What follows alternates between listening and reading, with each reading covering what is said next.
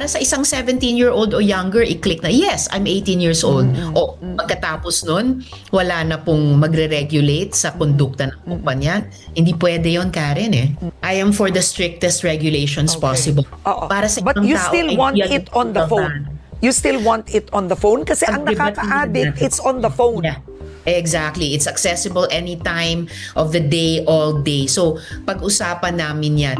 And I'm sure many more ang gagamit ng kanilang mandato para iboses ang kanilang oposisyon sa online gambling as they file numerous bills to either regulate or ban online gambling sa buong Pilipinas. So ano ba dapat talaga ang dapat gawin? There are two schools of thought, whether i-ban o i-regulate at higpitan ang sugalan. Kapag binan natin ang mga online sugalan, hindi lang sa integration nila sa mga e-wallets, kasi kapag nakikita natin sa GCash or sa Maya or sa wherever, sa mga wallet sites natin, pipindutin mo lang doon, gaming. Scatter na, pwede na maglaro ng scatter.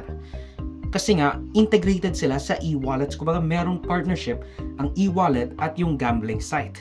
It will just lead to more online gambling underground though. Now, of course, it will just lead to more online gambling underground. Yung mga protective measures ng mga e-wallets tulad ng identification, age requirements at marami pang iba, mawawala kasi illegal na siya. So, everything is fair game.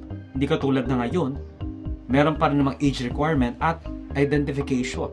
Pati na rin, of course, pwede sila mag-impose ng minimum or maximum payout or top up. Katulad ng abortion, banning something doesn't prevent it.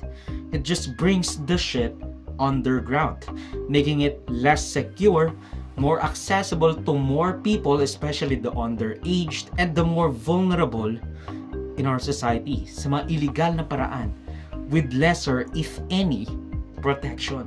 Pero kung i-regulate at higpitan naman ang pagsusugal,